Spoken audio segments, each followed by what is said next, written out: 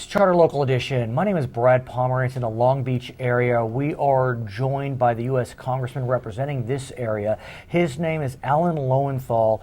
And sir, we as a nation are still reeling from the horrors of the events in Orlando, Florida. Yes, we are, Brad. I want to get your sense of those tragic moments that took place that Saturday night, Sunday morning.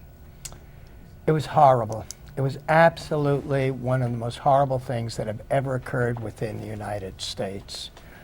That someone who had just, I believe, Brad, it was just a week earlier, who had been investigated twice by the FBI for statements that he's made, issues in terms of violence, and that a week and a half or just before, purchased an assault weapon, a military-style assault weapon with a large magazine, and spent hours at the Pulse nightclub, late at night, all young people out with their friends, enjoying what they thought was a way to kind of relieve and get away, have the weekend gunned down, murdered. And I will tell you, Brad, when you're shot with an assault weapon, it's not just a tiny little bullet hole. It ripped open these bodies. It just destroyed lives. I want to talk about a few elements based upon what you just described. We know that the weapon was an assault weapon. Yes. Semi-automatic assault weapon. Yes. I believe that weapon could not be purchased in California. No, it could not. Nor the magazines attached. Could not be purchased in California. But obviously, one could purchase those weapons in Florida. Yes. The weapon used was similar to the one used in San Bernardino. Yes. Which was purchased, I believe, that gun in Arizona. Yes. So we have an issue with porous state borders. Yes. And so where do we go with this question with regard to the United States Congress? And remember, I was just elected to Congress when Sandy Hook took place. The same kind of weapon killed all those children at the elementary school in Connecticut. We have allowed the national assault weapon prohibition and ban to expire.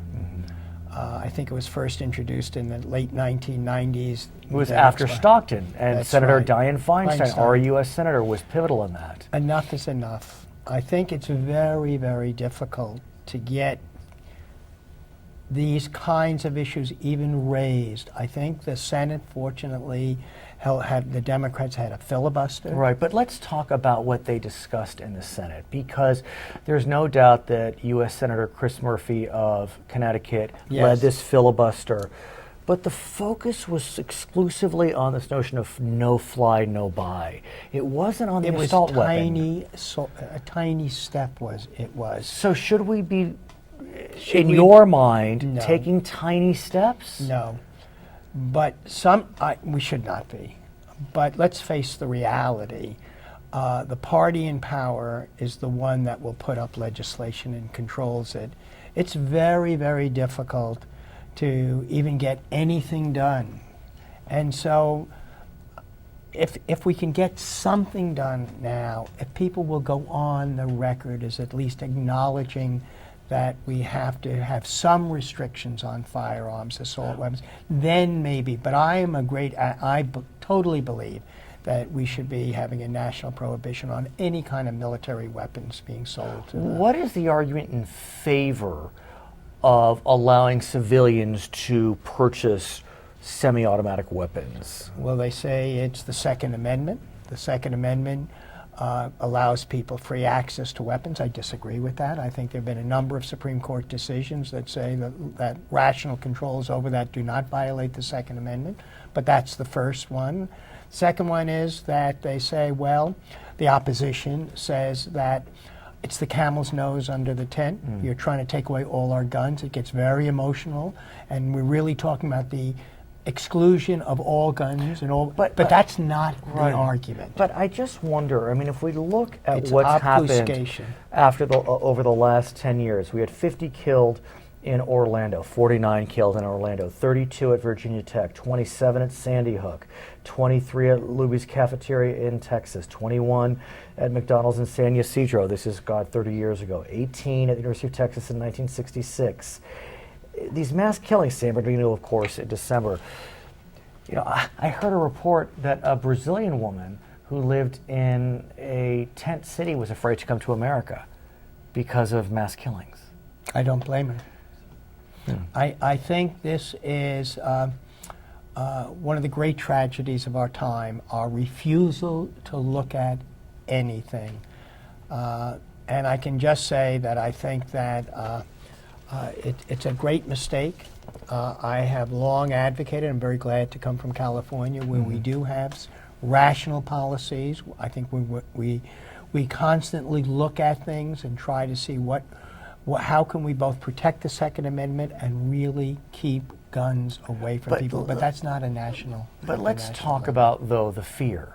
Yes. A lot of folks are afraid. Yes. And it is undeniable that in Orlando, in San Bernardino, in Paris, in Brussels, the perpetrators of these acts were inspired by radical Islamic ideology. Not all mass killings in the United States. We've seen many, many mass killings. The one common denominator is access to weapons of mass destruction. I understand. But as of late, the common denominator has been radical Islamic ideology. Right.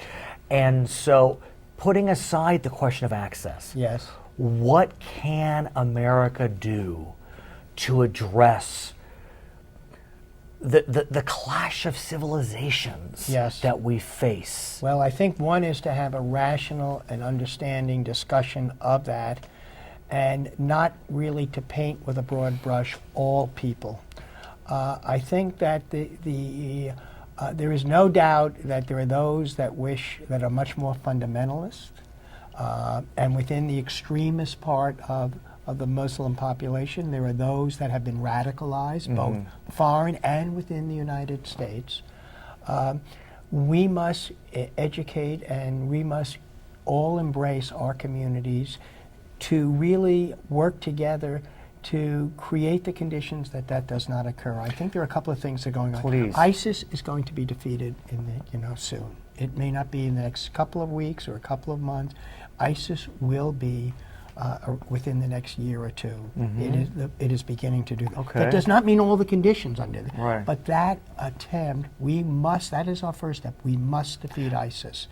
The second one is we must understand social media much more. We must understand what leads to radicalization. We must understand the conditions that occur, and we must begin to identify and work with people before that occurs. But how do we as a nation, with a relatively small Islamic population, start to learn about those of the Islamic faith and not just fear those in the Islamic faith? Well, we're seeing, like here in Southern California, CARE, which is a large Islamic group, really talked, it really is the voice of rationality within the Islam. They run lots of youth programs. They try to really, the emphasis with the larger Muslim population is that they're Americans first. They are Americans. Let's not lose sight that we're talking about Americans, and that it's going to take all of us in America, including the Muslim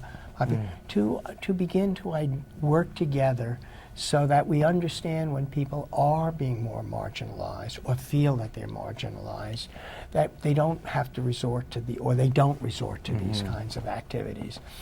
But it's very, very difficult when there are isolated cases where these individuals have not gone through training, have not been the lone wolf. This is the price of democracy. His name is Alan Lowenthal. He's a member of the U.S. Congress. My name is Brad Pomerance in Long Beach. It's Charter Local Edition.